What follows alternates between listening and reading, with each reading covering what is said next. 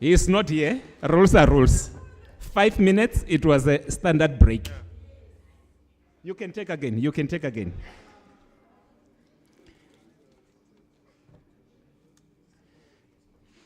This one is from DUT, eh?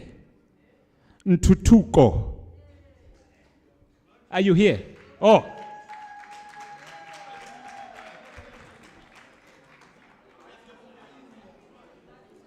Ntutuko, he's the winner.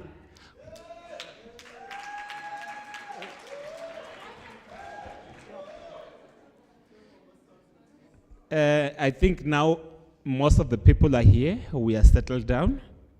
When Mr. Rood was doing the presentation on recovering, recycling, reuse, I drove somewhere in Centurion. Then I found these guys who did the recycle, and they are doing the reuse of those bottles of Savannah. And they did a nice glass. Then I bought a couple of them.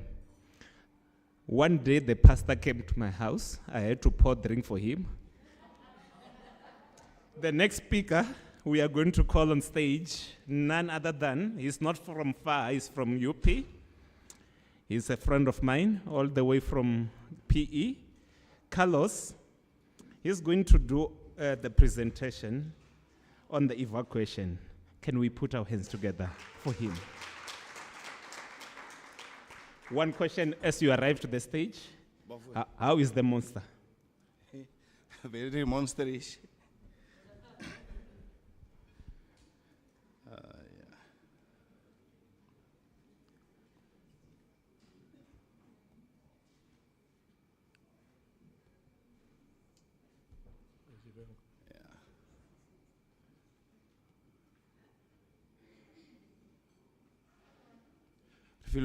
My mom and my dad is actually from Port Elizabeth, so I grew up in the farm here in Gauteng, and I called Nigel, for those that don't know.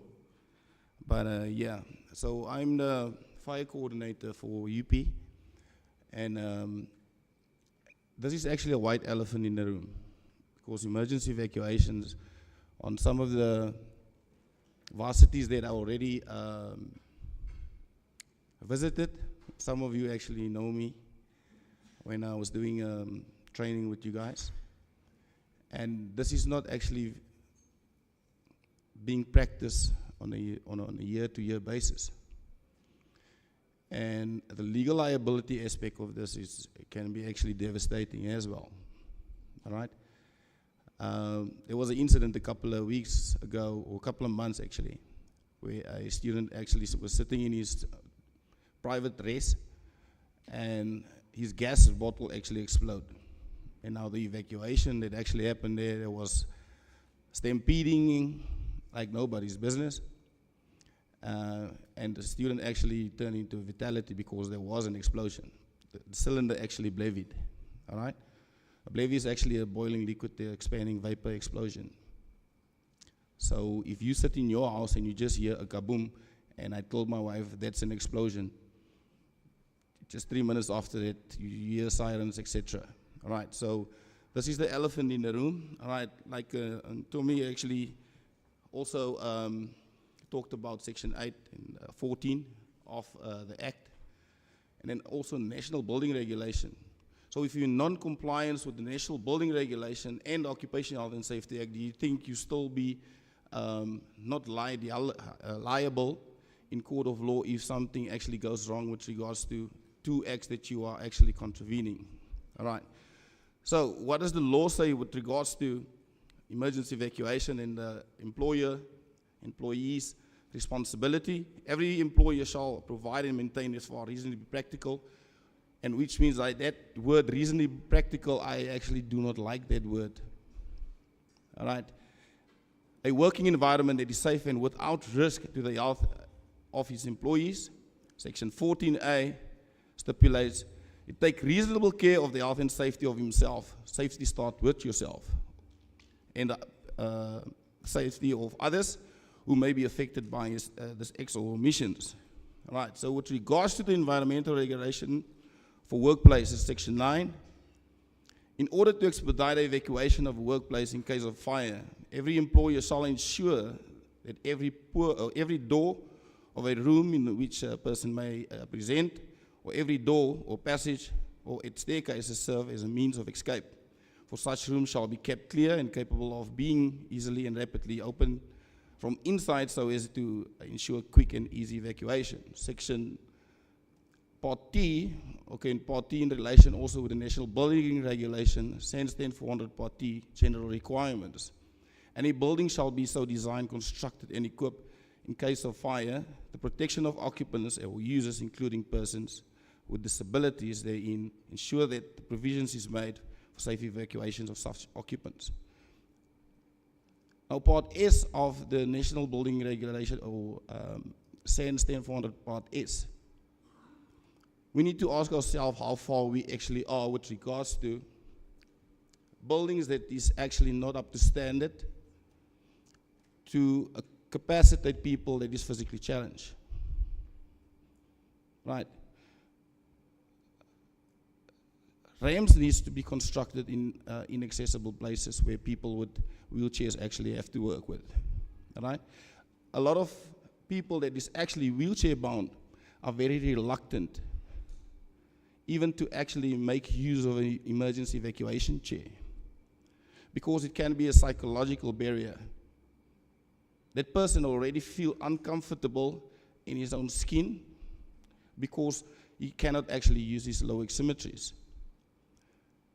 So this is the important way student services. You need to engage with student services, OHS, to actually have or to workshop these students that it's actually physically challenged and actually train them and say, listen, this is what we will have to do. If you find yourself in a high-rise building, this is what needs to be done. Because there will be some sort of a delay if I actually need to evacuate you in your chair that you are actually used on a day-to-day basis. All right. And I'll go a little bit further in with regards to refuge areas a little bit later. Okay. So that is some of, I won't say where I actually took those photos, all right? But this is like the challenges you actually have, all right? Remember, most of your classes nowadays is actually like 100% capacity. When your university was actually developed or built, there was like maybe just 4 or 7 students in a lecture room or in a lab in a specific area. But what happened now is that when NSFAS actually came in, the population growth on a year-to-year basis increases. Did the building actually think that this building or the capacity or the population in the building will be that numbers in future? No, it wasn't designed like that. Even emergency staircases, all right?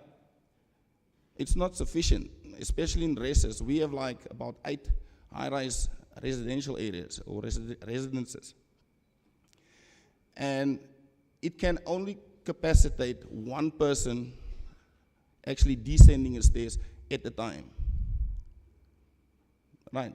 Because the numbers in previous years were not that much. Okay, so that is some of the obstacles that we actually do have. Emergency escape routes is actually what? A protected route when you're looking at the definition itself, all right? Unobstructed, and that is what we just actually went through in that first statement there. Do you see obstructions there? Obstructions? Yes. All right. And people actually put just refrigeration units because they need to create space for students that actually need to be in that lab. All right. It wasn't designed like that before. The occupancy classification might have actually changed. But now I actually do work in a specific building that it was not actually designed for. And it does happen. All right. You need space. But it will cost 350 million to revamp the space for that specific faculty. You do not know even if they're going to use it for a lifespan or the lifetime. Okay. So that's the challenge that we actually do have. All right. A lot of varsities that I actually visited also, signage is a problem. Don't laugh. All right. So does this conform to legislation? Yes, it does. Since 1186, part 1 up until, I think, 10 or 11, signage is important to actually use in case of emergencies. And there's different types, and for different types of buildings. All right. For instance, you cannot actually have a photoluminescent signage outside where it's actually going through sun, all this weather, Mother Nature takes its toll on it. In 2 years' time, you need to change it. I told the fire engineer, or what they call it, the so-called fire engineer, this is a wrong type of signage. No, it's right, it's visible, but I said, okay, it's fine. 2 years down the line, I called that same fire engineer and said, listen, look at what your work has done. So in places where there is no direct sunlight, all right, a photoluminescent signage needs to be actually put up in that specific building. Why? You see how many load shedding cycles you actually went through. All right? So when there's no natural light moving in there, which means your emergency escape route will be dark. If you do not have emergency signage, lighting, for instance, and a lot of universities have the challenge of emergency lighting not being installed in certain occupancies, especially high populated occupancies. All right? So that's actually a challenge on its own. But it all comes down to the design principle for that specific building and what that occupancy is actually developed for. Not when you want to think, I need to change the occupancy from a lecture room to a lab, science lab now. Because the risks are actually different. All right? The population increase, the risk is different. All right? So please, if you actually go back now to your varsities, check what are the part of your signage, all right? If it's low photoluminescent, good. If not, you have to change it, all right? And it costs money, believe you me. Financial planning, and you actually, it's this time of the year that you need to actually put in budgets, etc. All right? Just actually have a look at this as well. Okay? All right, so with regards to legislation, on section 15, duty not to intervene with the damage or misuse of things. And this is what I actually saying, that's firefighting equipment, or passive and active. All right? No person shall intentionally or recklessly interfere with the damage or misuse anything which is provided in the interest of health and safety. Tampers or misuses any safety equipment installed or provided to any person by employer or user shall be guilty of an offense. This 50,000 actually after the review actually said was changed now to 500,000 in fine. Or be imprisoned for a period of not exceeding 1 year or both such fines of such imprisonment. Now, a lot of races use fire extinguishers as door stoppers. Yeah. It's an offense. It's a non-conformance. A lot of you guys actually use, and I don't want to laugh, hose reels to wash their cars. It's misuse of, no, I'm not, I didn't want to say anything. All right. It is misuse of, because the law actually states with regards to, or regulations, or the standard, or since 1475 stipulates that all equipment needs to be sealed. And you break that seal, and now you need to get the service provider out again on a call to seal that piece of equipment. Men's race, they like to play with fire extinguishers, believe you me, seen it. All right. But they do not know what the repercussions actually is of their deed. If a fire extinguisher is actually decompressed, you actually leave that area exposed to the risk that it was actually put up for. All right. So that is actually what it just stipulates. When you notice a fire emergency, all right, and I hope some of you guys actually have these manual call points, all right, or emergency alarm systems, all right. Press the nearest fire call point while exiting the floor. All right, then I'll go in depth a little bit later on the different types of styles of emergency evacuations. If there are no fire call point, a shout or make use of a whistle to alert the persons of the emergency. Do not assume that anyone else already altered the security service or service department. Our protocol is actually that all the emergencies should go through the security services. Security services will actually then alert the authorities to actually come out. All right. When calling security service, also stay calm and prepare to answer operators' questions regarding the incident or emergency. All right. Psychologically, students won't be able to actually have a sound mind when actually reporting an incident. And this can be maybe even a trauma, somebody's head is decapitated, etc. Now you think psychologically a student will have a sound mind of thinking of actually giving this type of information over. It comes down to your OHS reps, your fire wardens, all right, to actually give this information through to the control room or control center, all right.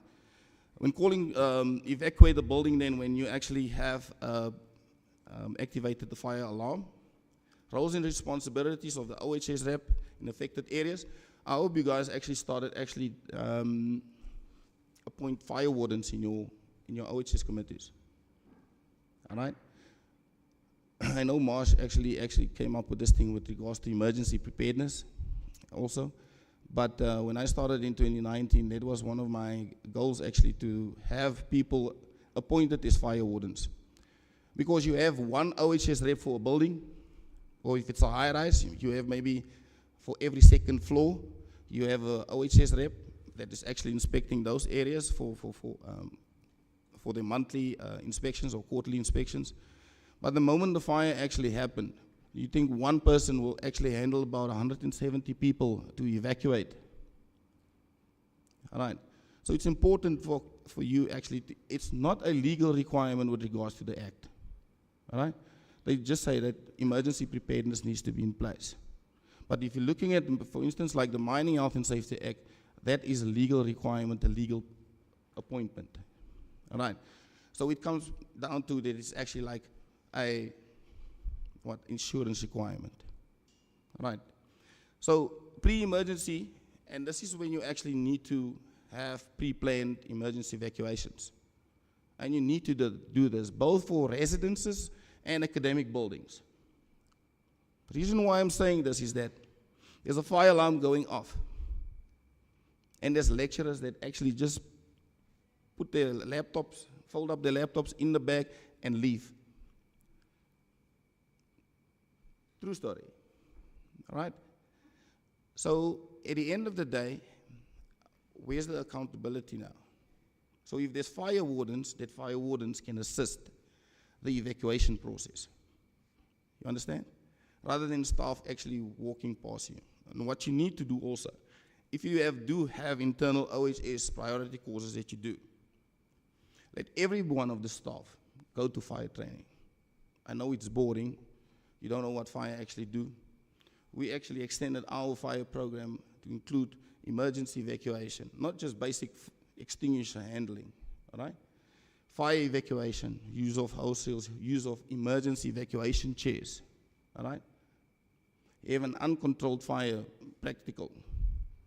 Because if you actually, within a building, your fire behavior is different to what is it actually when it's on the outside, all right? That is the principle that we are actually applying. So maintain a current register of emergency evacuation team. So that is when you do your pre-planning for your emergency evacuation drill, right? There's no I in team. If there's one person that is actually in a building, but is occupied by students, how's that gonna work out, all right? So fire wardens can assist OHS reps, all right? Ensure optimal number of team members to be available. Do not actually plan your fire drill and you know for a fact 4 people in your team will be on leave. It's not feasible, right? Members to participate in emergency evacuation exercise regularly.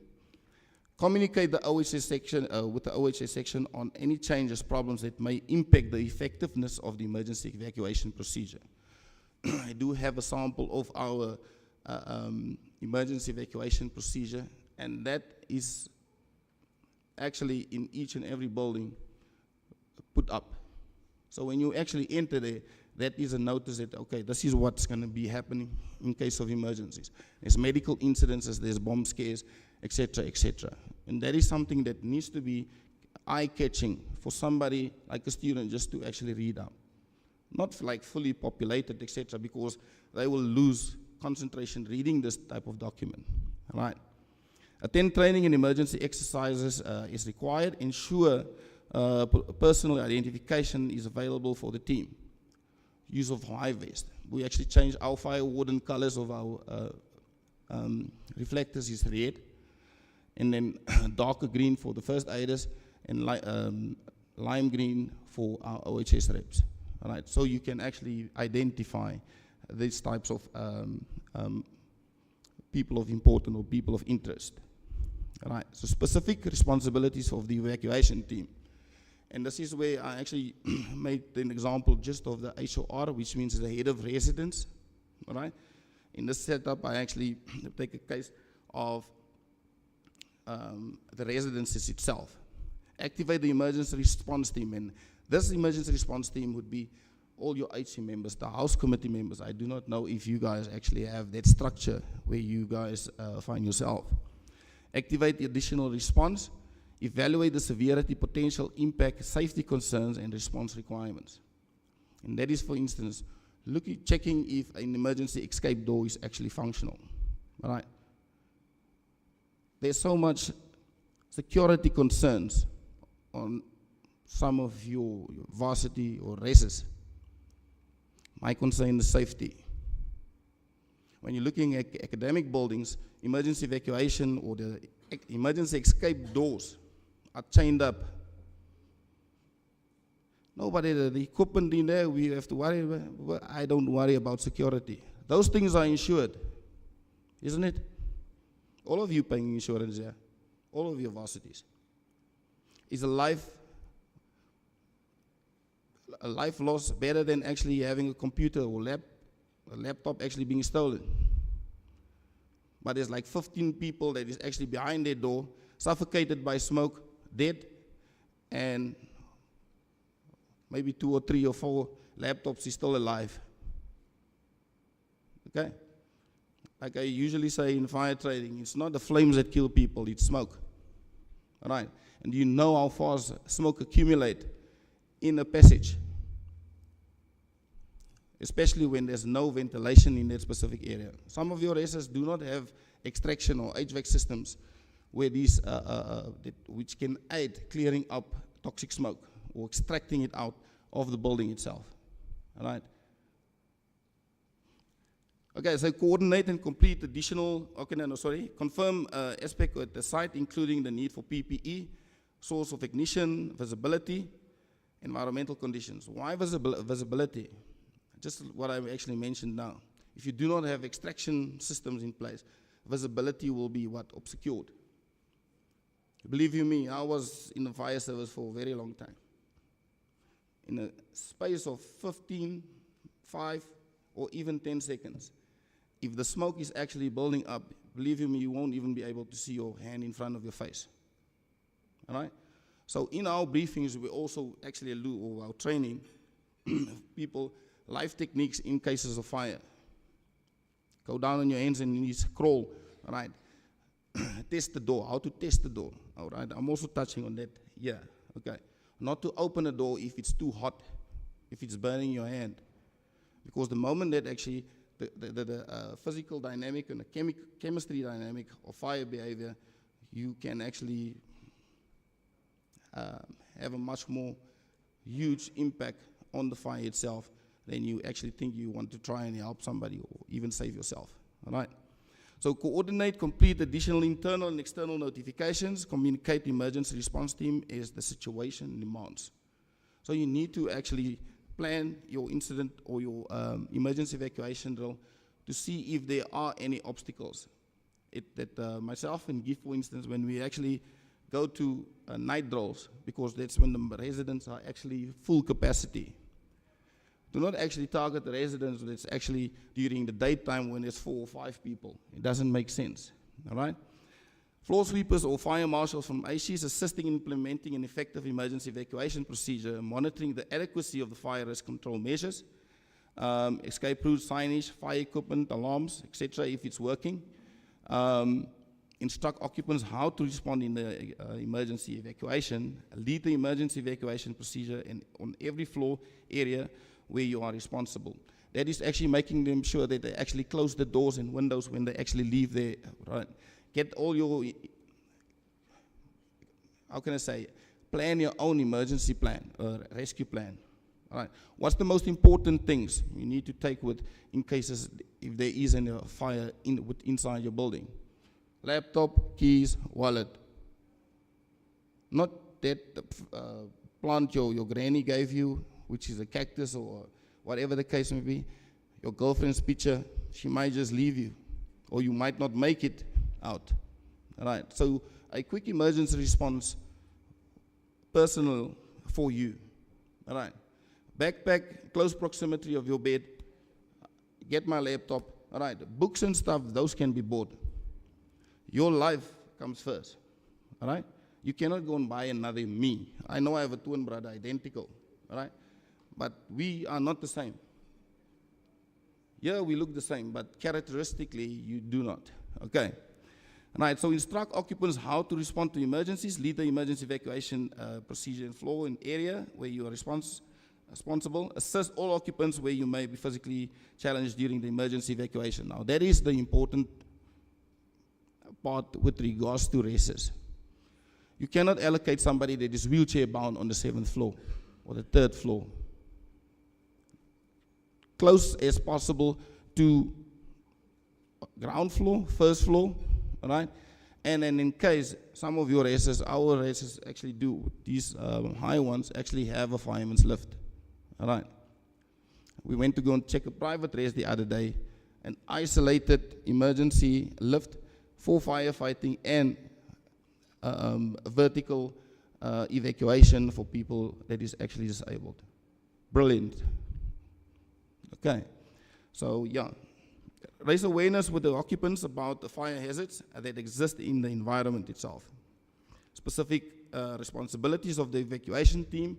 Once outside the building, sometimes this thing is a complex situation.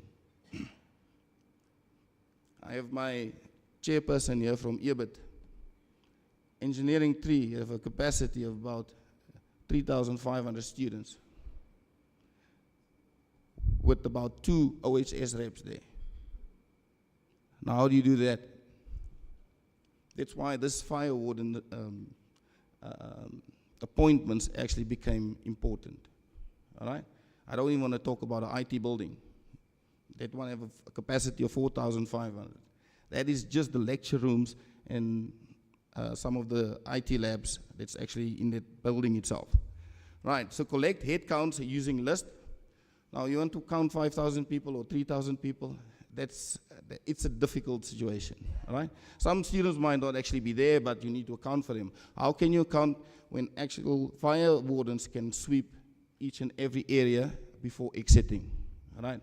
I'm not saying you're a firefighter or whatever the case may be, but if the fire have not grown to the side where you actually find yourself, you can still actually do that, all right? Keep track of work unit members, provide information and status updates to evacuees if available. Now this is also important where security services needs to actually come in with emergency response. All right, evacuations is actually can be confusing, it can be people go into panic, all right? And it's important where your security service need to be incorporated in the emergency preparedness plan, the emergency evacuation process, the drills. We still have a challenge with that. I still want to see the mandate of what function security actually have, you know? And how they are actually trying to assist and aid in evacuation processes. If a building actually leads over a street, for instance, the street needs to be closed, isn't it? All right? For people actually to move towards that specific emergency assembly point. All right, so provide information and status update to evacuees if available. For those assigned as marshals, cover extra areas to keep people from re-entering. And believe you me, 1 year we actually had that engineering three building. We evacuate the building, and those dudes actually just walk around the building and they re-enter it. So I don't know what, and I actually went berserk. Because you need to clear the building before re-entering and declare it safe to return. Okay, so for those assigned as marshals, cover entrance areas to keep people from re-entering. After the emergency, make sure that the fire alarm is off and there are all clear message on the voice alert, on even the fire control panel. Now, this is where your service provider also need to teach your security staff on how your fire control panel actually works. Some of them just know how to silence it because it's actually like not the fire alarm anymore, it's a nuisance alarm. And a lot of people are actually reluctant to, if alarm actually goes off, it's another false alarm. Perception, all right? You need to get that out of them, all right? Also, if no message is forthcoming, contact on-site emergency responders or one of the monitors. Once back inside, make sure that everything is conducted full and okay, all right? I have a pain the other day. We had a fire in one of our races, and I was called and God knows what time that actually was, all right? And then I need to come and clear the building because the fire department, okay, if they say, listen, you have a fire marshal on this university, we know him, we personally worked with him 10 years ago, he needs to clear the building for you to say it's okay to occupy again, all right?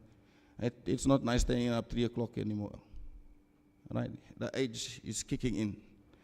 All right, so if no messages is forthcoming, contact on-site emergency responder. Once back inside, make sure everyone is counted for and okay. When these things settle, send the emergency response coordinator a short email about how or what your observations actually was, because there need to be an incident report written. All right. Any incident that is not actually recorded, you will actually have problems with regards to the insurance claims if there are extensive damage in a specific area. All right, so debrief requirements. You need to talk about what actually happened and what you observe in your emergency evacuation protocol or procedure. All right. Emergency escape doors are not actually working. There was trolley bins in front of the emergency escape door. All right. There was, how can I say, obstructions, even people putting skateboards inside the emergency escape route. How will that work out? Nice. All right. Not even a slip and trip, it's a ride and slip, whatever the case may be. All right. So exercise debriefs will be undertaken, evaluate the quality of the response during the drill, and highlight any task that needs to be addressed. A verbal debrief to be held immediately after the evacuation exercise, and a written report to be generated and disseminated to all relevant parties. In case there are maintenance issues, say for instance a fire door that didn't open up. A lot of your fire doors are actually exposed to water damage, water or rain. I want to know, how often do you actually, as OHS rep, inspect fire doors? That is part and parcel of what? A passive fire protection system. They're part of the building. That's how it's actually being developed. If that doors are actually not being maintained well, how do you think it will just work? All right? Unless it's like chained up. All right? Key boxes. You also try and the standard actually stipulates now. All key boxes, none. It should not be there anymore because anybody can go and cut himself a key. All right? It's either push bar, thumb locks, or have an emergency electronic release button on the system. And that system can be what? Programmed on your fire control panel. That is also a problem because load shedding kicks in. It takes 3 or 4 or 5 minutes or 5 seconds for your your backup generator to actually kick in, and then all your emergency exit doors are open. Okay, right, they need to be open, all right? But the ones are actually being electronically controlled by the fire control panel, all right? So you need to look at the tangible and intangible aspects of the system itself, all right? Okay. So the report shall be stored on your university relevant document management system. The report will document attendance, members of the emergency evacuation team, overall performance of the evacuation, identify evacuation equipment malfunction, and identify improvement opportunities. Now that improvement opportunities, do we always look at that? It's like you having a near miss. A near miss, there need to be investigation. The investigation will tell, listen, you need to put new control measures in place. It's exactly how this actually need to play out as well, right? With regards to fire safety, right? I'm not going to play this, no, man. I don't want to, I will put this up on the route, will actually send him. It's just a normal basic emergency evacuation is conducted by one of the United States universities, all right? So emergency preparedness. Now, with regards to your city bylaws or your district bylaws, wherever you find yourself, emergency preparedness plans, how many times do you actually review it? That is something that needs to be done once a year. Conditions change, or it might stay the same. It's a document you still need to. Those are Department of Labor guys. When last did you review this document? That was one of the first things that she asked me, all right? But it's something you need to actually look at, because emergency evacuation, this is just an extraction of the emergency preparedness plan, all right? When I joined UP at 2019, me and my chief manager went through this and updated, because in certain instances or certain scenarios that you actually create were not updated. It was outdated as well. All right. So this is something you need to actually look at. Let me ask this around the table. Who've seen your emergency preparedness plan for your institution? Or disaster management plan? No. Yeah, okay. Or review it. Do you have it in place? Okay, there's 2 universities here in front, and then including Root. What about the others? It's here. Have you seen it? Read through it? No, I know. Do you understand it? Do you know how to implement it?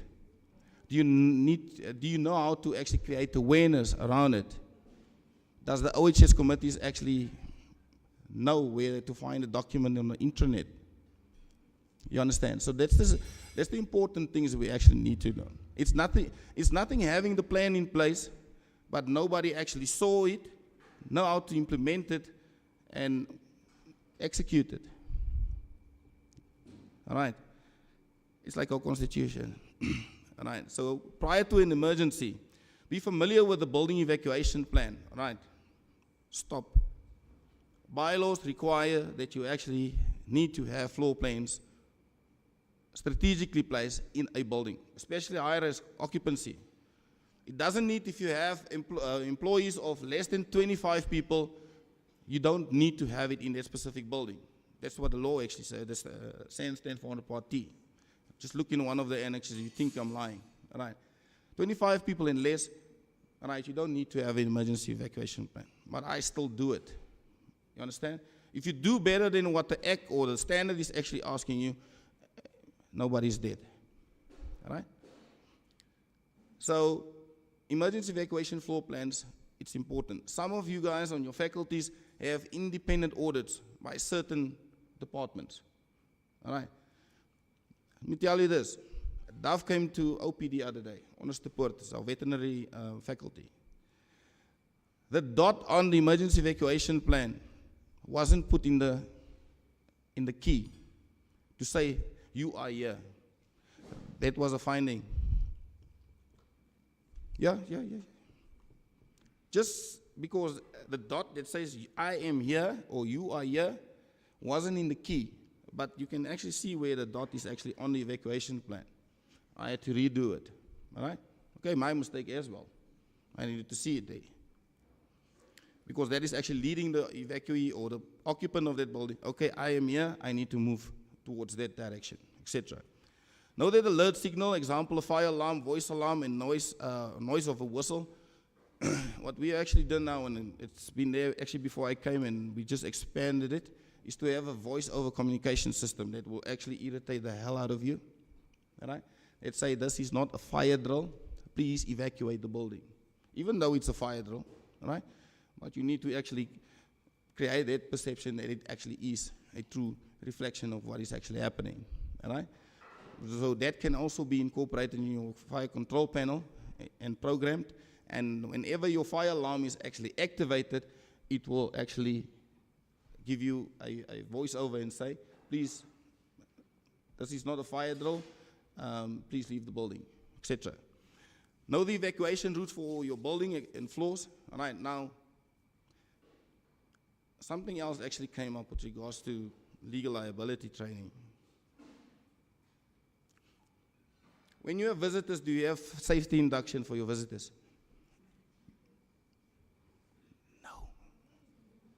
No, we don't. When you have somebody over that actually comes, visit, maybe do an investigation, you're having a consulting session with somebody else, do you actually do a safety orientation? No. Okay, let me ask you this. Do you do it when you actually go into a mine? When some of your engineering students, do you do it in a mine? So why don't you do it in your institution? You don't have time. I know you don't have time. Yeah. All right. Okay, so next point, have an update a list of building members, occupants on a clipboard that is easily accessible. All right. That is actually my next move, to actually check how many staff members actually there. And this is actually when you study disaster management, it's like an accountability system. All right. That people actually know how many people are in a building at a specific time. But it actually, if you're looking at lecturers or whatever the case may be, those guys don't have time because they move from this building to that building, whatever the case may be. So there's a bit of a challenge or barrier, okay, to have a system like this in place. But if need be, if you know at least what your full capacity of a building actually is, right, then you can actually know, okay, this is what I need to account for if the building actually need to be evacuated. Because of a 3-hour span. Most of the lectures is 3 hours, all right? And you can work out, say, the first 3 hours of the day, I might have 97. If I do have an emergency in that specific time, you can at least account for 97 people in that specific area, all right? So if you have a cell phone program, program the security emergency numbers on it, all right? We usually have it like behind our cards, your staff card, all right? If you have a two-way radio, be familiar with how to use it, and that is like a disaster cabinet, for instance, all right? You don't have money to spend to buy two-way radios, or even get some sort of a frequency, AM radio, or AM frequency and stuff, because security use it maybe, for instance, all right? But to have it for emergency preparedness planning, that is something financially you need to budget for, all right? Because it can actually have some sort of your high vest is actually in that cabinet. You have two-way radios that the fire wardens can communicate with the OHS rep, all right? So this is all like an emergency response plan that you can actually work on, all right? So know how to contact the information about your building and your floor. During an emergency, while inside the building, determine if any evacuation situation. Take vests, clipboards, radios, cell phones, flashlights where needed, especially floodlights during, or flashlights during inactive hours, all right? A building actually, did you see what people do or businesses do in malls when they actually close up? There's a fire extinguisher and then next to it is what? A flashlight, all right? It's emergency preparedness, all right? So move quickly, but safely. Ensure that everyone in your area is evacuating. Sweep the work area to ensure everyone is out. If possible, do a quick checkup to adjacent areas.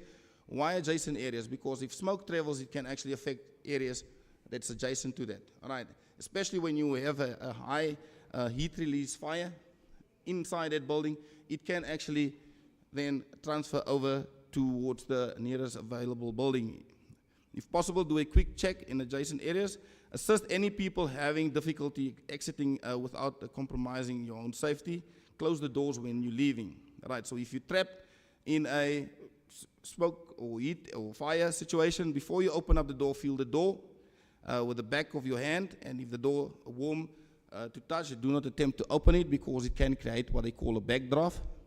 Close the close the cracks around doors with towels or rags, clothing, because an area like a bathroom, for instance, the least amount of combustibles is in that specific area. All right, and you can control it. Our dorm bathrooms, for instance, they have fire doors on them. All right, so if something do actually happen, you are actually still safe in that specific area. Stay low with the floor, stay low on the floor, and if possible, cover your mouth and nose with a damp cloth to help you to breathe. If there is a phone in your room, and what we've actually done on most of our arrests is we have emergency telephones on each floor. Okay, it's nice to have, but the security personnel don't pick up that emergency phone, so we need to get them also on board with regards to those emergency phones. If there's a phone in the room, okay, we put it. Also, you can call directly the fire department because it actually delays response. If people in the control, you need to actually phone, all right, and there is a delay in response because it will take 4 minutes for them to call the fire department. You can call your local fire department directly, all right. Wait at the window or signal for help if you are actually trapped in a high-rise building, for instance, all right, and you're overcome by smoke and you cannot actually exit, all right. This is how our emergency procedures are actually displayed over the campus, all right, on all buildings. When you enter, next to it, it should be our OHS policy, all right, and that is also important to display. So the types of emergencies, evacuations for buildings, all right, so this is the type how you can actually implement emergency evacuations in your respective universities. Simultaneous evacuations, definition, all building occupants evacuate at the same time once the alarm is raised. That's simultaneous. Applications for universities and residents, most common method in use in lecture halls, classrooms, office, and residences. Everyone proceed to a designated emergency assembly point. Advantages, it's fast, simple, and easy. Challenge, can cause congestion in stairwells and narrow corridors in high-density buildings. And use of common paths of travel. What if that common path of travel are actually the source where the fire actually comes from? And nobody use emergency escape doors. Believe me, I've seen it. Okay. Delayed evacuation, it's an occupant remain in place for a short controlled period of before the evacuation begins. This allows efficient emergency services or building systems, example like fire suppression systems like gaseous or maybe automatic sprinkler system to respond first. All right, not gaseous. It all depends if there's like an enclosure or not. All right, if it's fully like enclosed, or let me say this: gaseous fire suppression systems will not be installed in areas which is highly occupied by people or persons. That is usually where your server rooms are actually being installed, etc. All right, but now and then people need to go into that server room. That creates an emergency situation on its own. If there is an accidental release for that gas fire suppression system, what do you have in place? Believe you me, if it's a total flooding system, that nozzles, all right, exert that gas so fast, you won't even have time to think or pray. All right. Why don't you put a self-contained breathing apparatus or portable self-contained breathing apparatus? Right, canister and respirator will not work, believe you me. It's inert gases, right? So the highest level of protection is to actually have either an open or closed circuit self-contained breathing apparatus, all right? Delayed evacuation, when you're looking at challenges, relies heavily on good communication systems and trained personnel when you're looking at the delayed, because that incorporates also areas where you have safe refuge areas, all right? And part of the new QDR process with regards to rational design, all right, refuge areas in high populated or high risk buildings, all right, is a must. We just finished up a Marensky fire protection upgrade now, and on certain floors, there's refuge areas where people that is physically challenged can actually occupy in case of a fire, all right. Progressive horizontal evacuation, especially for areas like OP, which is a veterinary hospital, horizontal evacuation, and in certain areas you also a delayed response because certain areas will be compartmentalized, right? Which means it will be actually fire, it's a fire barrier. When in areas where there's operations and active operations being done, you tell that people that actually need to come out of anesthesia to say, listen, we need to evacuate you, all right? So there's fire, passive and active fire protection system that needs to be in place, all right? So for progressive, occupants are evacuated in stages of to a safe compartment on the same floor, then later fully evacuated if needed. The advantages are safer for those mobility challenges, both ambulatory and non-ambulatory, reduces overcrowding on stairs, and it requires fire-resistant compartments, fire doors, and trained staff to manage stage evacuation. All right. Stay put evacuation. All right. Occupants remain in their current location behind a fire-resistant construction unless directly threatened. Common in student residences or high-rise dormitories built with fire-resistant design. Students stay in their flats or rooms while the fire is dealt with in order to another part of the building unless fire spreads or they are instructed to leave. Advantages to prevent unnecessary evacuation, reduces panic and stair congestion. Now that's the most problematic area. So if you actually put a stay put in there, stay put is just another phase for, or another word for phased evacuation. All right. So phased evacuation is that the affected floor, those people will actually move out first. All right. Into the emergency staircase and then down vertically, right? And then any other floor above that fire floor, they move into the emergency staircases first, phased evacuation, all right? Remember, the physics of fire is that it will actually spread upwards. Heat moves up, all right? It's the only significant scenario that I've actually seen in my fire career is the fire that happened in London a couple of years ago.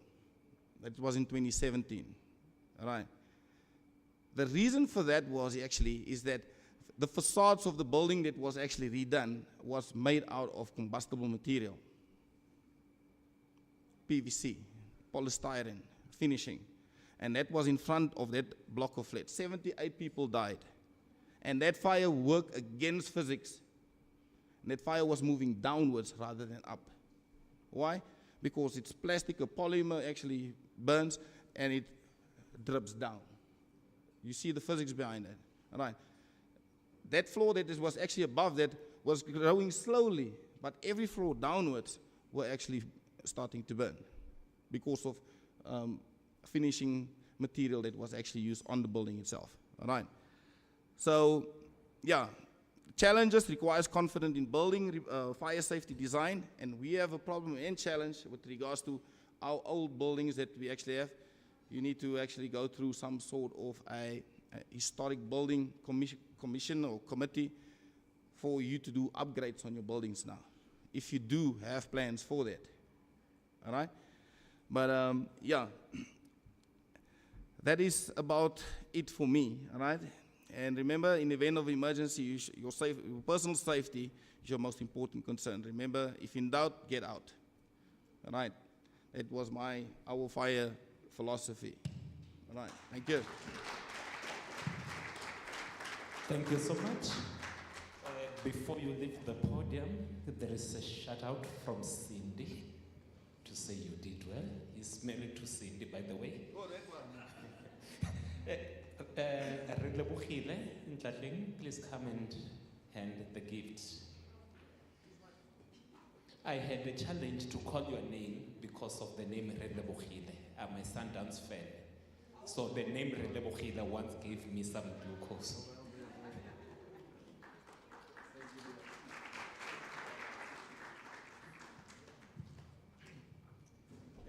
Chair, please come and do the raffle and we give out some goodies.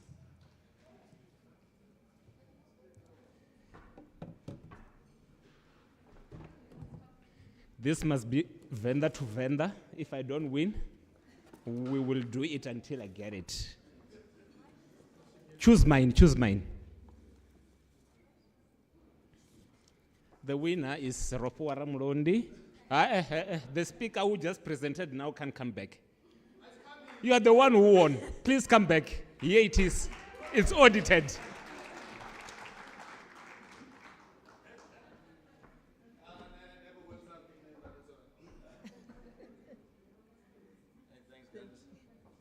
We are doing the last wine for today. If there is more, they are mine.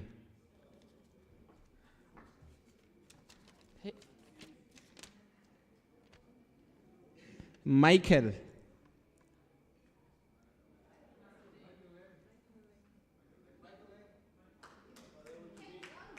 No, it's Michael. Where is he? Henley. There is. Yes, you have a wine. Are you giving it to me? Okay, let's do another draw. He said you have enough.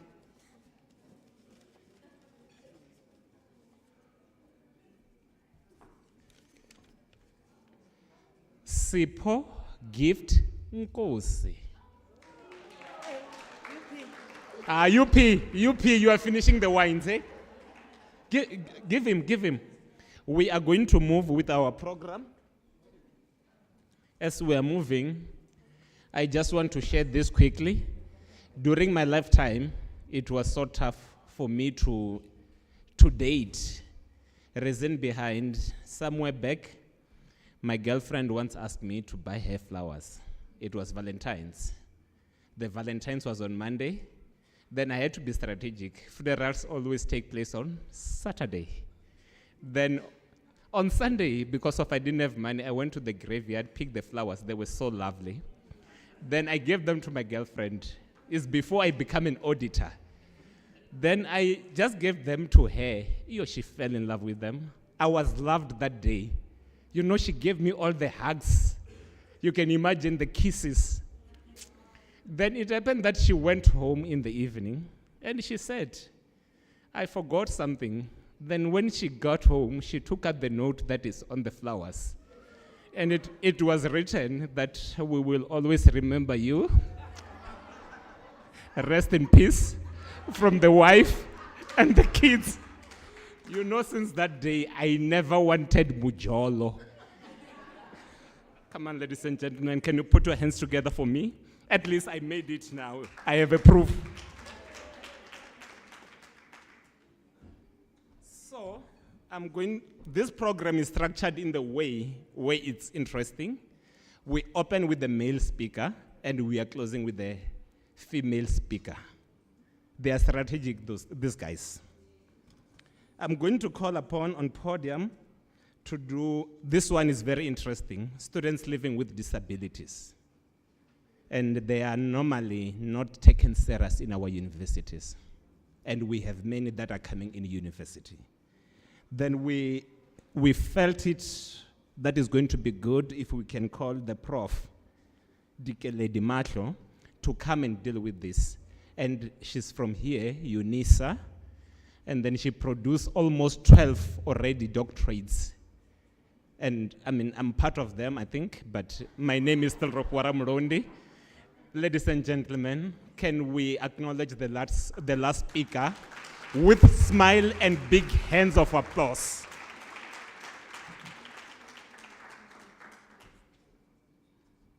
Mr. Ruth, is it here? Can we acknowledge her?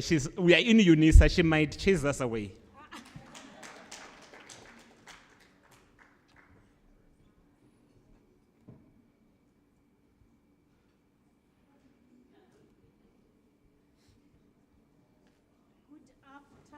Colleagues.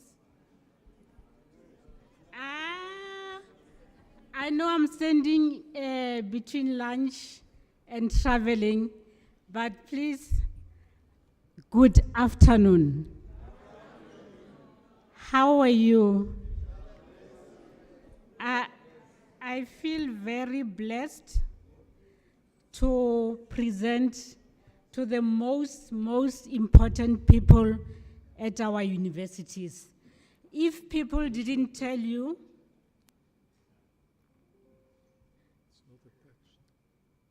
it's not attached. It's attached.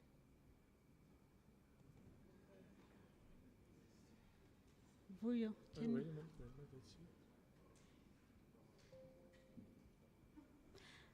I was saying that if people didn't tell you that you are important stakeholders at the university, I am telling you now, clap hands for that. And you will realize that the way you are appreciated at the university, when I give my talk,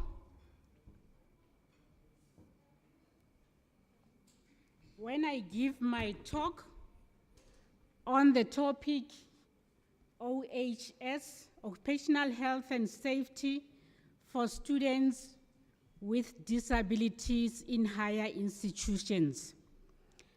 Let me just tell you a story. One day, I was at one university. There was a fire in the lecture hall. In that lecture hall, there were deaf students, those who cannot hear. There were blind students who cannot see. There was a student who has epilepsy. And the lecturer didn't know what to do with a student with epilepsy.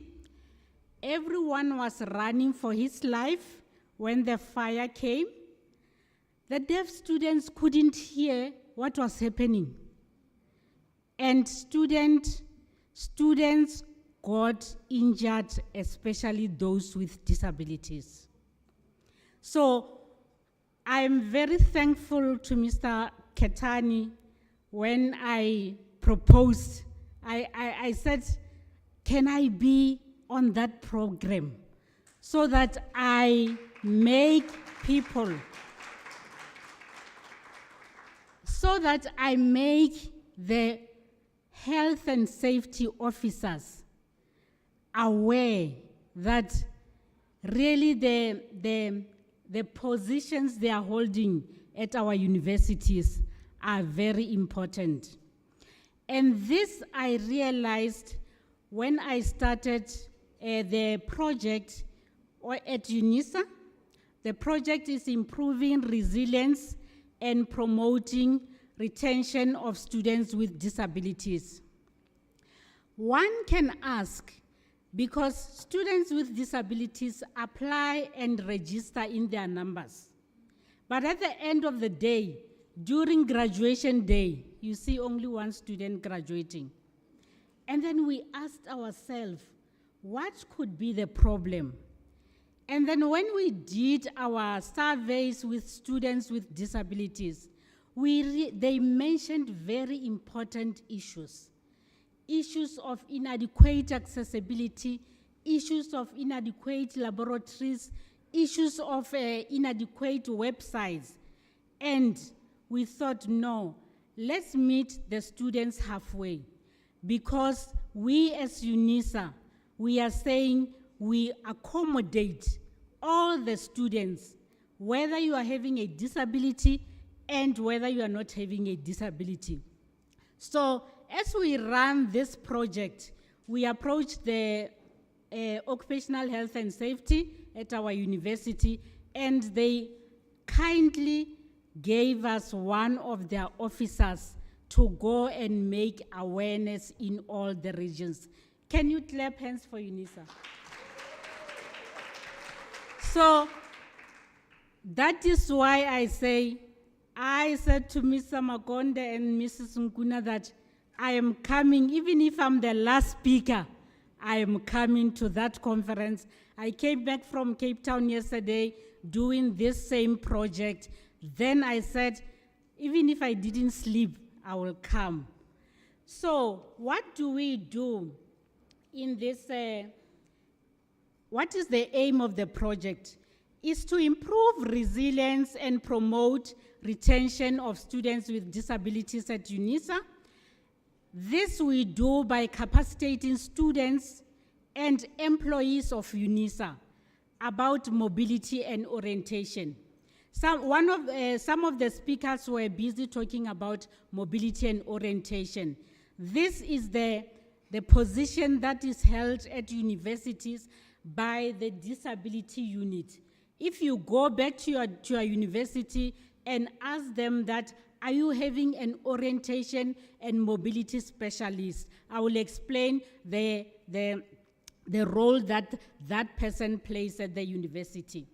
And then we train them on NSFAS, financial independence, financial literacy, and entrepreneurial skills.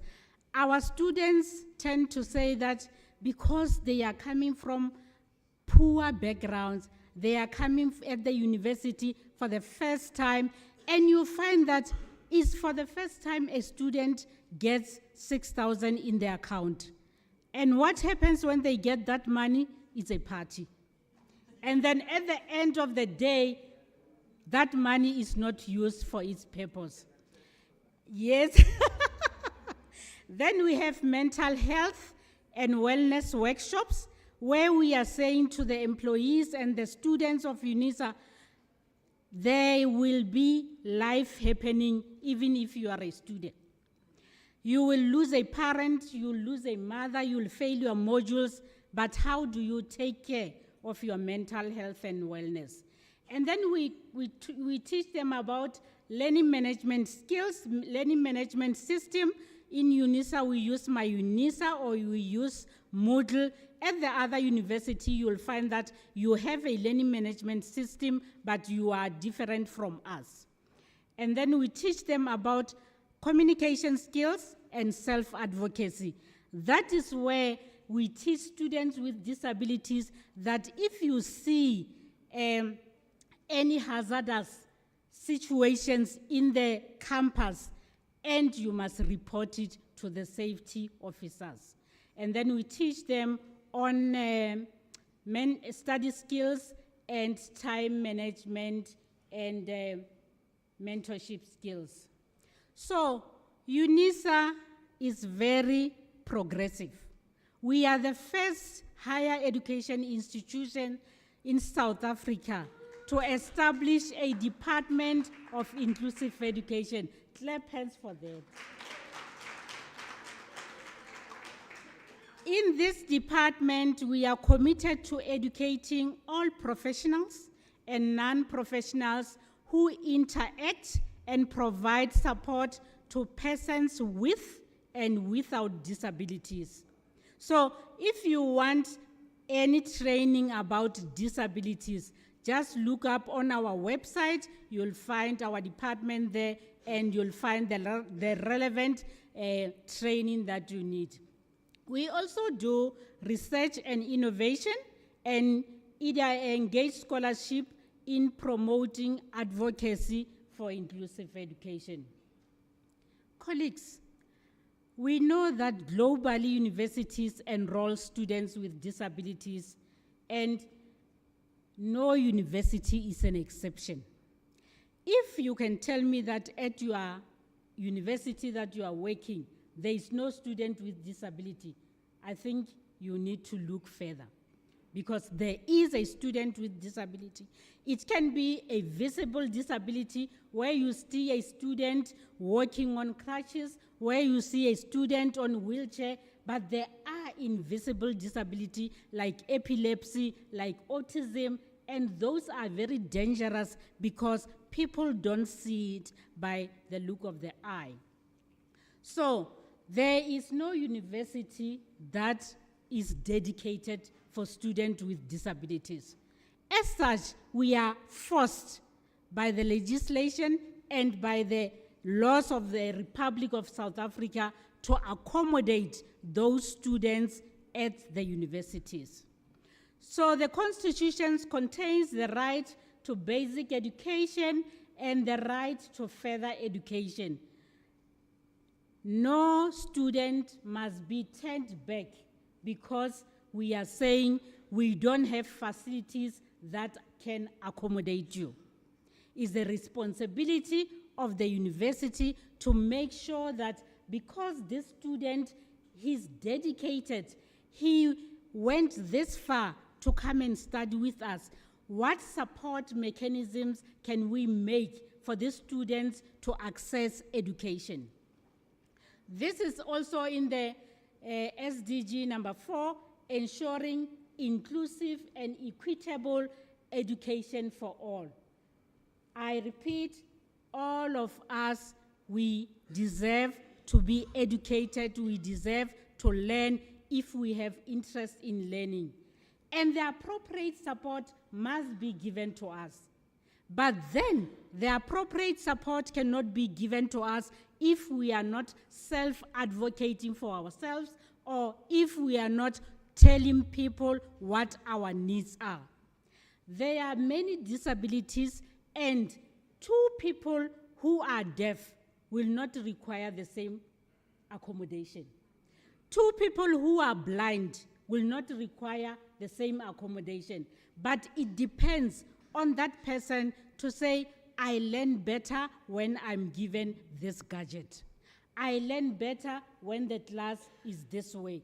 Therefore, the academics and also the support staff are able to create opportunities for that student to reach his or her goals.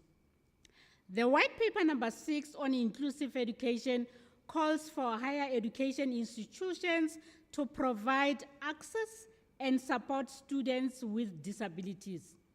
Whether you are not having a disability or you are telling yourself that when I'm sitting here, I'm not having a disability, I must tell you that disability to some of us is not a choice.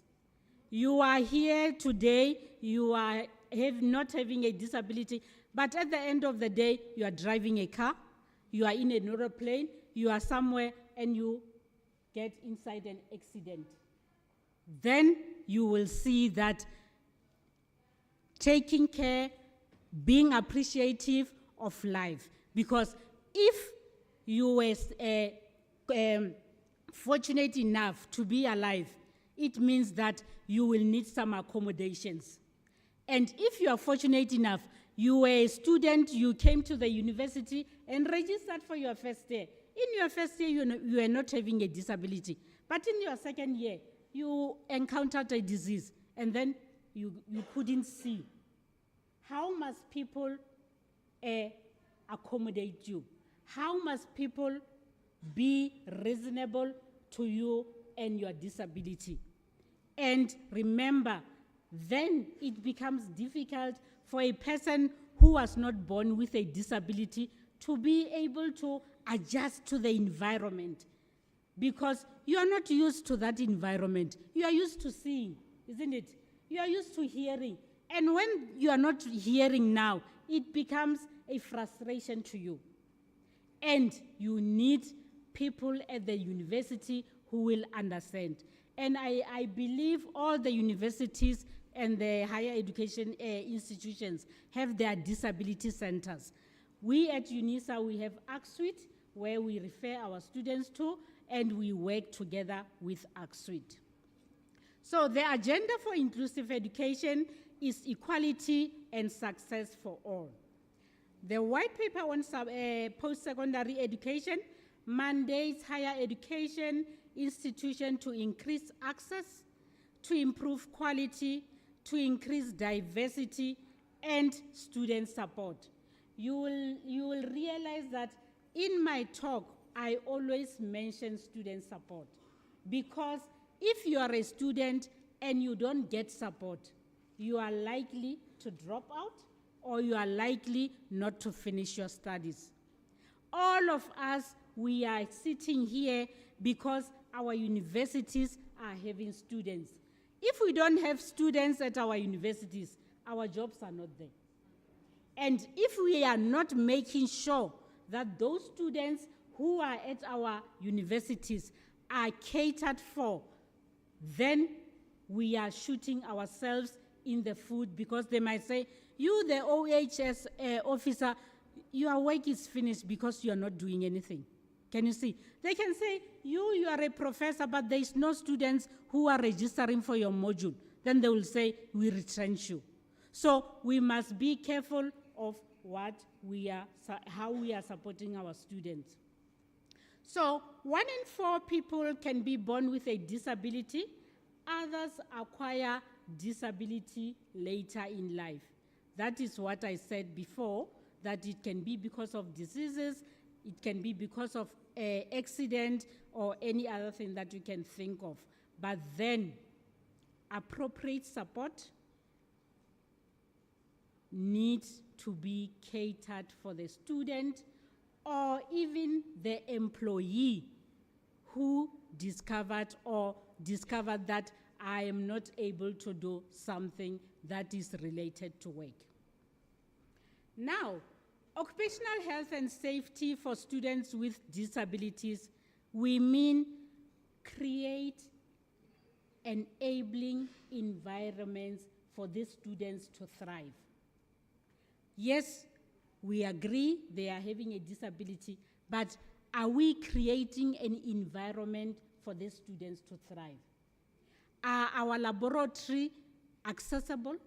Are our classes accessible? Are our campuses accessible for students with disabilities? There are universities where when you enter, there is only stairs, there are no lift. I agree that, and I acknowledge that some buildings were built long time ago. But if you talk to the engineers and the architects, they will guide you on how to accommodate people with disabilities. And we at UNISA, we subscribe to the approach of universal access.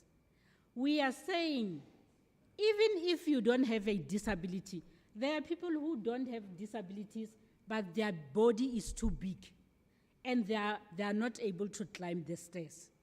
Those, we are saying that even when you have built a ramp for those people, it can be used by students with disabilities, it can be used by employees with disabilities, but it can be even used by people that we think are normal. So it accommodates everyone. So being able to access a venue, being able to access a place of work, being able to access a place of teaching and learning, it's a human right. And a student can take you to court, an employee can take you to court because you didn't provide accessible environment. So this ensures freedom of movement and participation. Everyone, regardless of abilities, have equal opportunity to access the environment. You know, when you walk on the passage at the universities, you find some of the passages, they have chairs, they have dustbins, and for a person with a disability, that is hazardous. Because if I'm blind and I'm walking with my cane, I will fall because I don't see that dustbin. I don't see that furniture that has been removed from that office to say that the truck will come and take it. So if those things, they are minor things, but they can cause someone, they can cause a life, they can cause someone to be severely injured because we just thought that, no, this table, let me put it outside because I have received a new furniture. So can you see how important your role is at universities? Your role is to guide people who are maybe in their offices, lecturers who are maybe just thinking that putting a table there won't cause any damage. We maintain a learning or working environment that is without risk for students with disabilities. Employees with disabilities are also included. Are we sure that our environments are safe? Are we sure that whatever we are doing in our environments is taking into consideration all human lives, not only for those who are not having disabilities? The important thing is safety. You want to be safe in the environment that you are working in. You want to be safe in the environment that you are studying, and you want to be able to identify and avoid potential hazards. So, I talked about the orientation and mobility specialist. If you don't know the orientation and mobility specialist, on Monday, look for a disability unit at your place, at your university, and ask them if they have this position in their structure. Because this orientation and mobility specialists, especially at the contact universities, but even at UNISA we have it. They take the students who are new on the environment, walk with them and show them the different offices, the different cafeterias, where the bathrooms are, where the lifts are. Because when you are coming from outside and you are coming to UNISA, you'll be lost. I have been here for more than 20 years, but I still get lost. So you can see that for a student who was coming from Lusikisiki, she has never seen a double story, maybe. And you want him to navigate, and he is blind. So the navigation can be impossible. So in our project, as we were working, we were going around the different campuses. We produced a MOOC where we worked with a person on a wheelchair, showing the students that now we are at KwaZulu-Natal region. At KwaZulu-Natal region, as you enter the region, on the left-hand side, you'll find the security. On the right-hand side, you'll find every step of the way.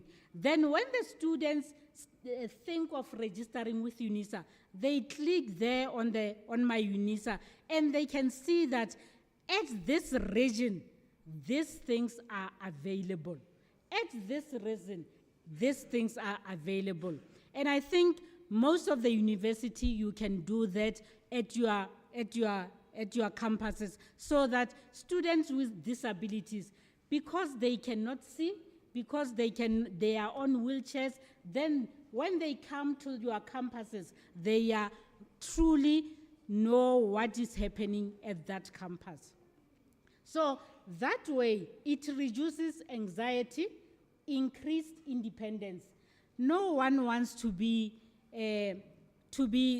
accompanied all the way. That is why you see a person who's blind using a cane, because he wants independence, right?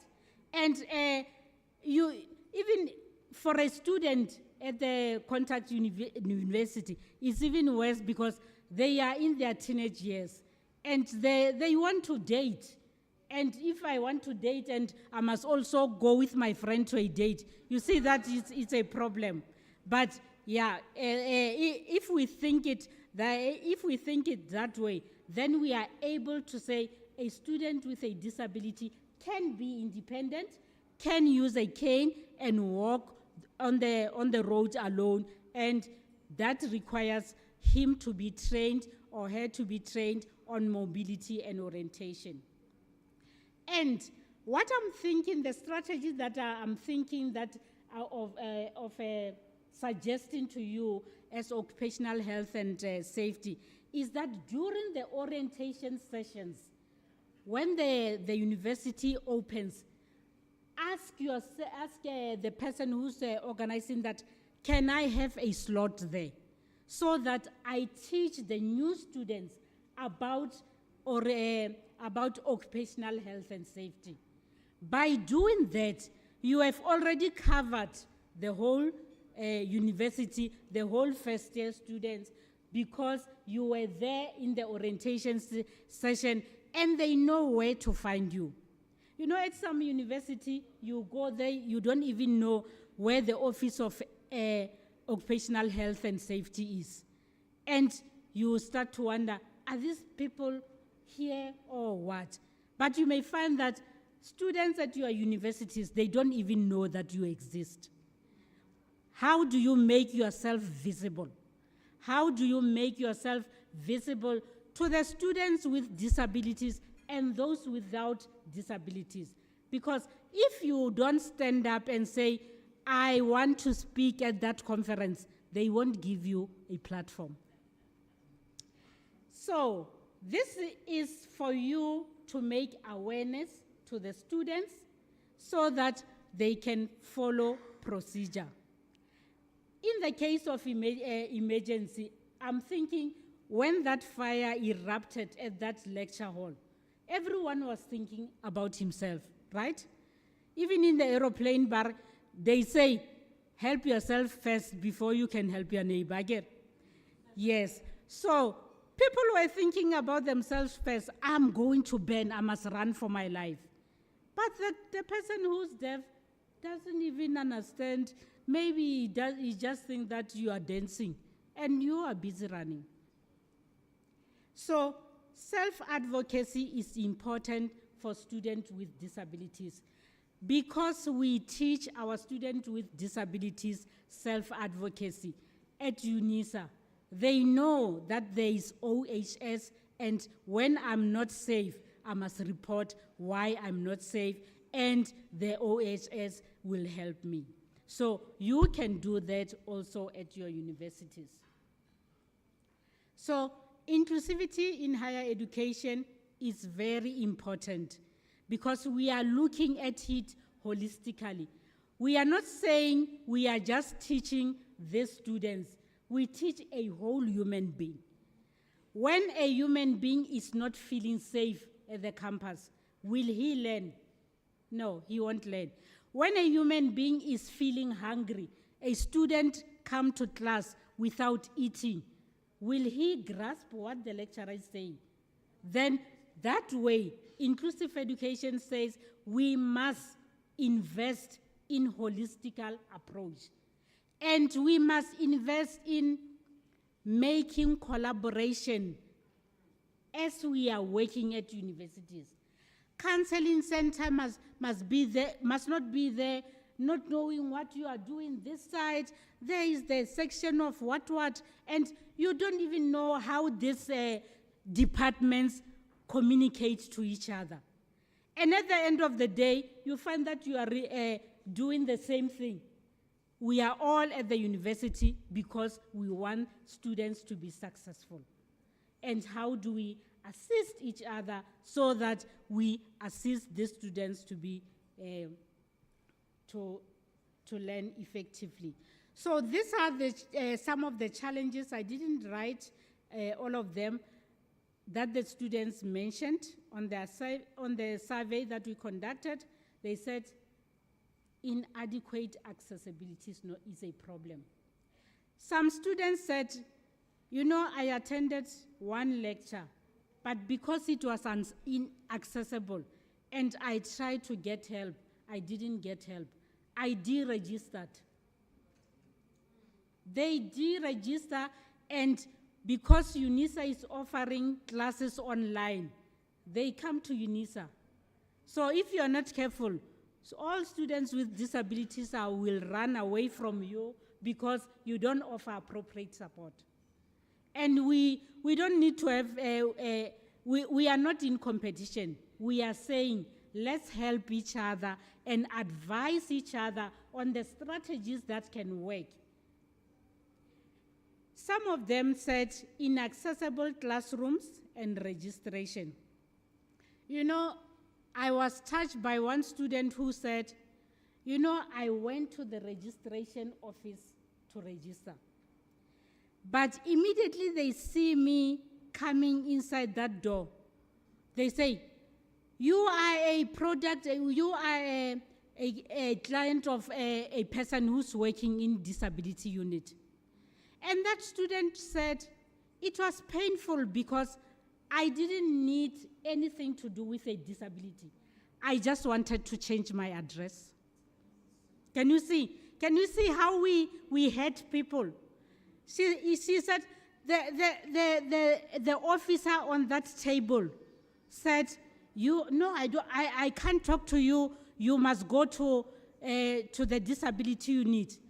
And he tried to explain that there is nothing regarding this disability that I want to I want to fix. I just want to change my address. And everyone who's an officer, registration officer, can be able to do that on the spot. So can you see that the students are working with pain? They are hurt by us who are working at the universities because of the attitudes that we portray to them. And if we don't think again about how we treat people with disabilities, think again, because next time it can be your daughter, it can be your child, it can be you. Will you like it if people can say, "Hi," even if you are standing there, they'll say, "No, you are not our candidate." That is not correct. And then some of them mentioned the issue of transport, because most of our students use public transport. When they get into a taxi, the taxi doesn't accommodate a person with disability.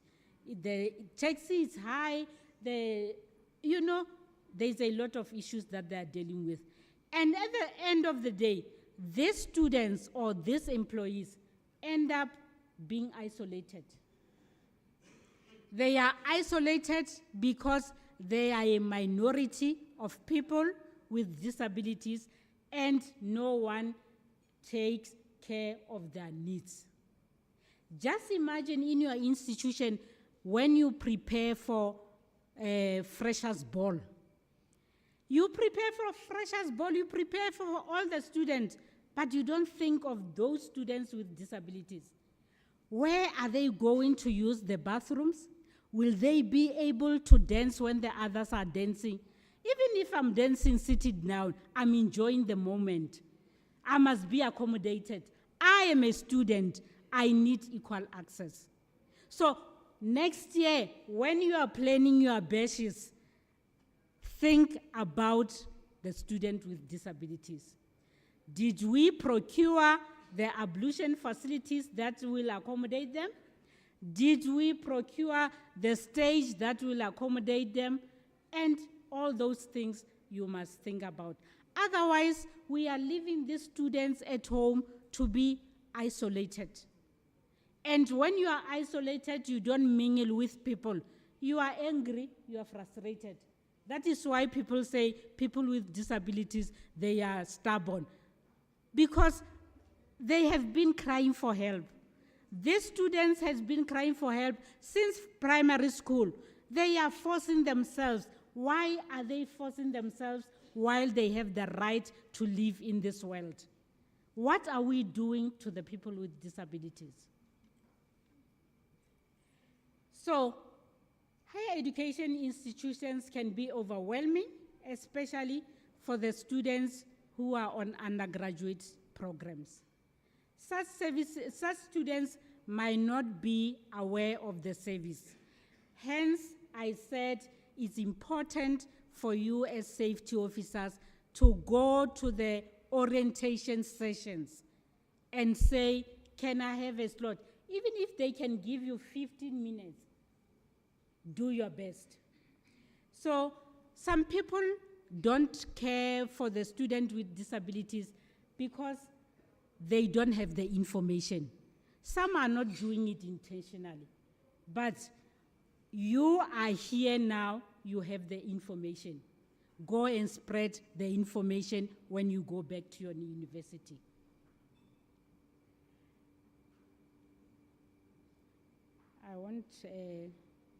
So, some of the problems, the challenges that the employees of the university mentioned, they say there is non-disclosure for the students with disabilities. Remember, you cannot force a person to disclose a disability. So it's a human right for him to say that I want to disclose a disability or not. But I think it's important for us to teach them that by disclosing, you are helping us to support you. Thank you very much. I hope.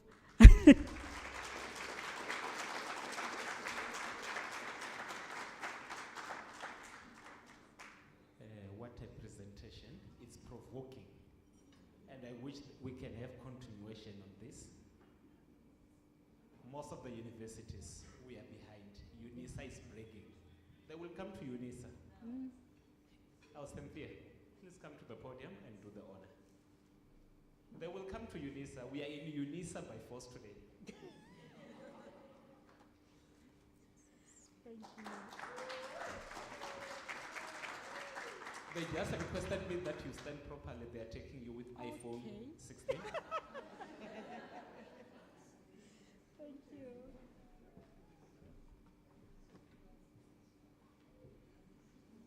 Can we clap hands for her once more?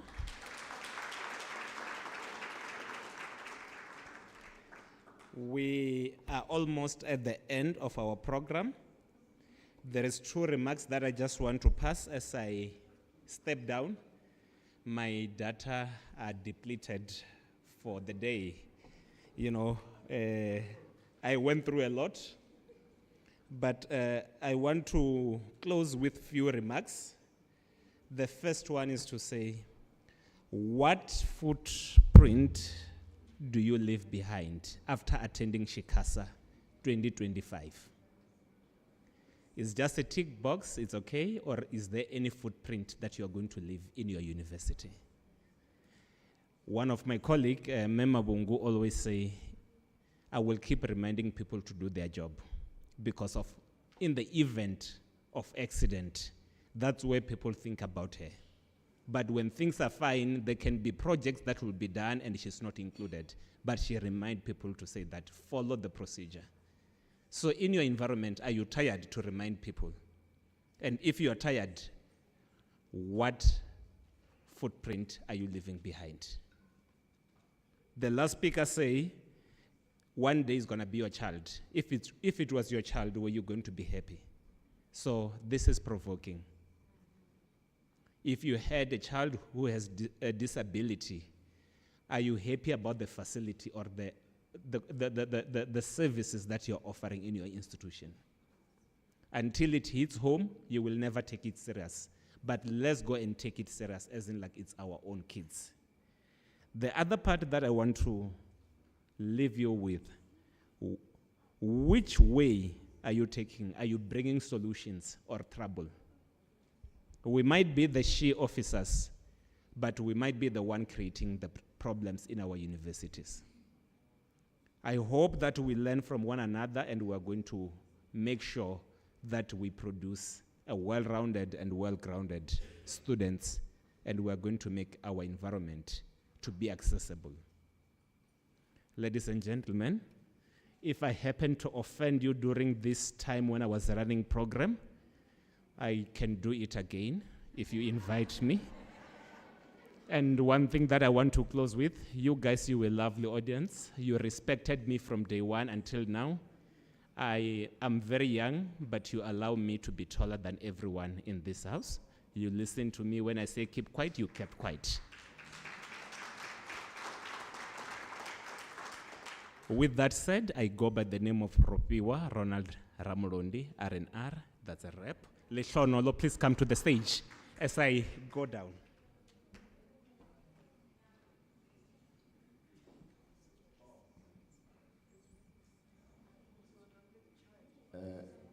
Come, Ruth, and do the last draw before I say anything. Or he needs some help.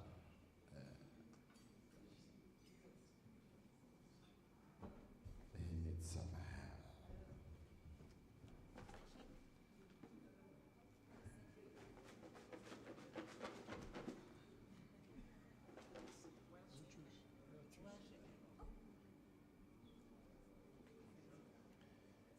You know, these people with glasses, you ask them to. Okay, the winner of the wine, ke Lebusa Mofokeng. Lebusa Mofokeng, are you here? Ah, okay. Congratulations, sir. On behalf of Shecasa, as you rest for the weekend, what a hopeful and that. Simon Mwatudi, Eta.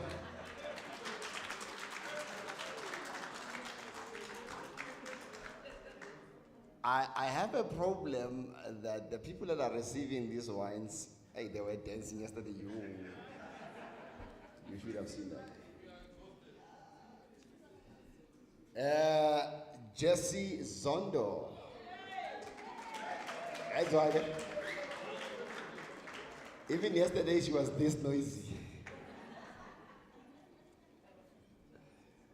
Do you have the last one? Oh, okay.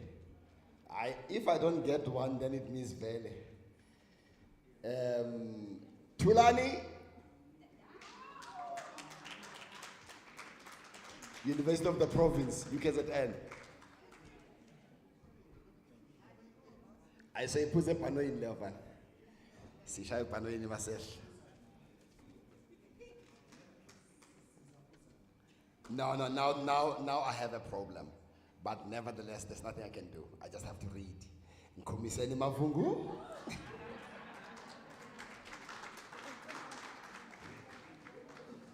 No, this one definitely belongs to me. That's the one. But anyway, are we done?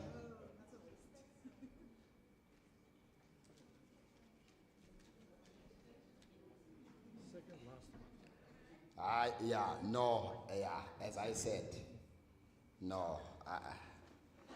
Ntombentle, I engage lente panoinsis. Ntombentle mtikitiki. I engage lente panoin. So you can live with us, the UNISA people. We will take care of it. This is the last person to receive wine from Shecasa. Samuel siwe kuzoyo. From UKZN.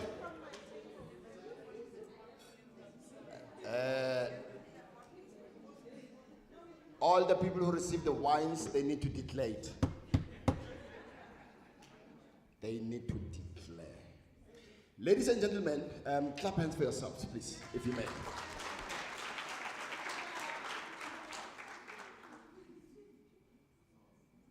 Order. It gives me great pleasure. Now at least I can talk freestyle. Yesterday I was not given the opportunity. The name is Letla Honolo Mokhohlo Ulwane, a young boy from Free State, very dusty area called Magwani Kwakwa. Hello,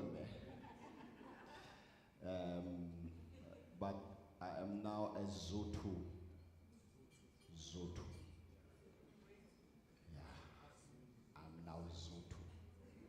It's a combination of Zulu and Sotho. It's called Zotho. Because for the past 30 years, Memasho, they talk, what do you call this? State capture, and I've been captured 30 years in Durban. Sure. Okay. Ladies and gentlemen, with great humility and gratitude, we want to say thank you. First of all, to all of you. Please clap hands for yourselves if you know. No, wait a minute. Let me be frank with you. Unless your hands are itching or you don't have hands, then you can clap hands for yourselves. So if you have hands and they are not itching, please do it for yourself. Much better. It is a fact that he's been very good since yesterday until today. I taught him very well, although the jokes he stole from me, he's still gonna pay for them. Another of you are come. It's an honor, ladies and gentlemen.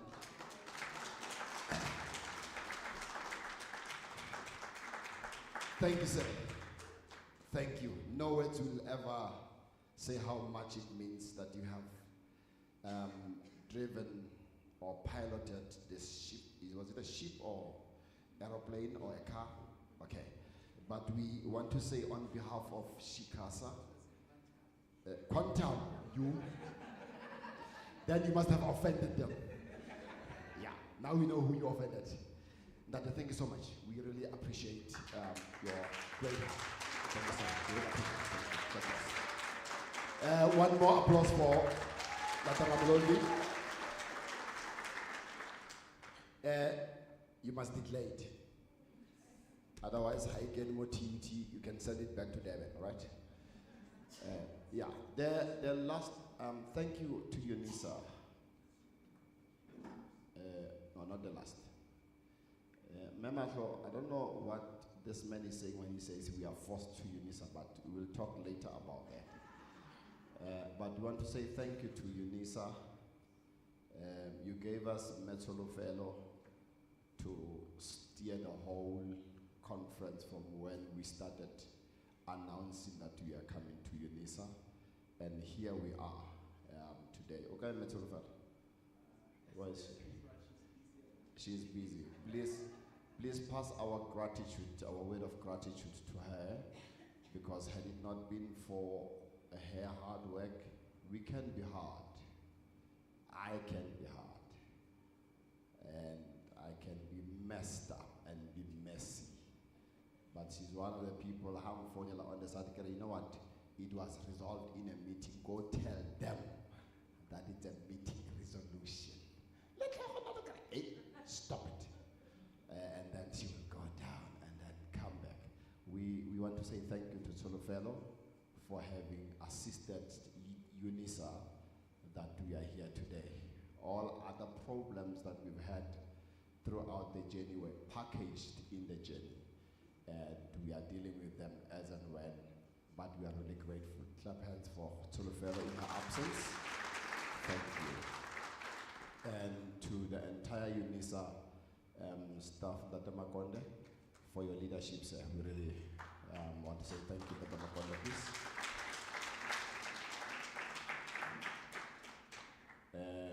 For the first time in a few years of being here, I was given a pack. Your presidential pack. So be a president, didn't we? You will get a pack. Thank you, sir. Much appreciated. To the committee, Memakonde, sorry. Memato, I was the president until today. So there's a new president and the committee will continue. I'm now the past president. And it would not have been easy if it was not for this. Some of them are older than me, some of them, yeah. But in all that, they respected me, they tolerated me, more than respecting, they tolerated me when I was out of order. Mema Vungu will call me on the side, press, you're out of order. No, she's got order. Yeah, I know it. She will call me, I press, please, press. She will say, press. So thank you so much to the entire committee. I am very humbled to have served you, not served with you, but to have served you. It might have been the best, as I said yesterday, but I did the best I could. And you were there to make sure that you cushioned me and made me the best I have become. So I am really indebted to you guys. I know we're still gonna meet, but it is appropriate that I say million thanks to you for all the hard work that we have put together. If it wasn't for you, this conference would not have happened, and many other conferences that we normally have throughout our programs. It is because you guys have always been having that spirit that is never failing. And for that, God richly bless you. As I close, clap hands for my executive, please. As I close, I would have loved that Demakonde to sit here, but I decided to take a pose there by a cameraman because I'm the servant. Not that I disrespected you, but it's because I'm serving. We are so blessed that UNISA. Oh yeah, back to UNISA. This conference from yesterday until today is on YouTube. So go to Shecasa on your YouTube. Go Shecasa, subscribe, and then you will see this proceedings from yesterday until today. And then, as we said, one of the things that was said yesterday was we need to improve our website as well from Shecasa's side, so that some of the things that have been spoken about and all other activities that we normally do or have will reflect on our website. So we're going to work very hard to ensure that that is done. So Menako, thank you once again for putting your team together. In terms of media department, the UNISA, let's clap hands for them, please. Thank you so much, Menako. With that being said, I know already some people have left because they have planes to catch. So some are still here for the next hour or so I don't want to waste their time. There is lunch over there. But with due respect, KZN has been ravaged with accidents these days, and Gauteng as well. We've just learned that there are lots of accidents. Yesterday, a truck on N3 between Pietermaritzburg and Pinetown decided to move from its side and got into the other side. We don't know how many people died, but people died. And it wasn't only that, many other. Gauteng as well, we hear of many accidents that are happening. So it will be then befitting for us to close this in prayer and pray for protection on our way to our different destinations. So if I may ask your indulgence and your respect that you may stand with me. This is the last word of prayer, of closing, and then we will have our lunch, then we go home. If I may request every one of you to close your eyes and bow your heads. Dear Heavenly Father, we come before your throne this afternoon, Lord. You have been with us as we started the conference yesterday. You have been with us throughout the night. We are grateful that we woke up to see this day. And we are grateful that we are now at the end of the program, our conference 2025. Lord God, we give to you all the glory and all the honor and all adoration. It might not have been possible had it not been for you, O Lord.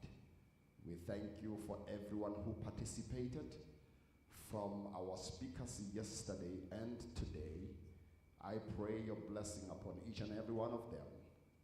Bless and make their lives, Lord, to be thriving for what they have done for us. They have taken their time, Lord, to come and give us all this information that is so important for our profession. And Lord, for that, bless them and their families.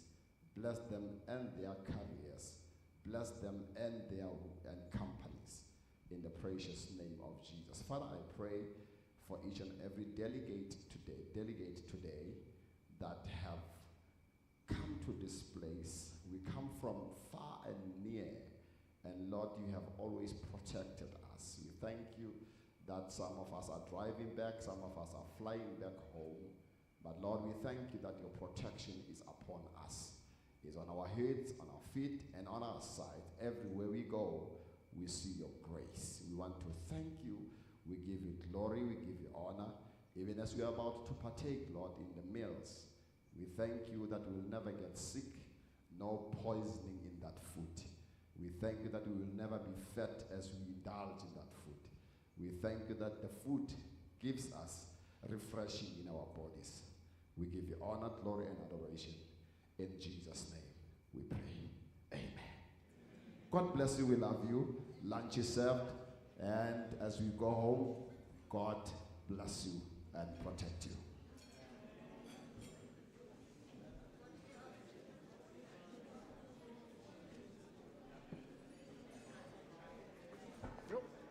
Well done.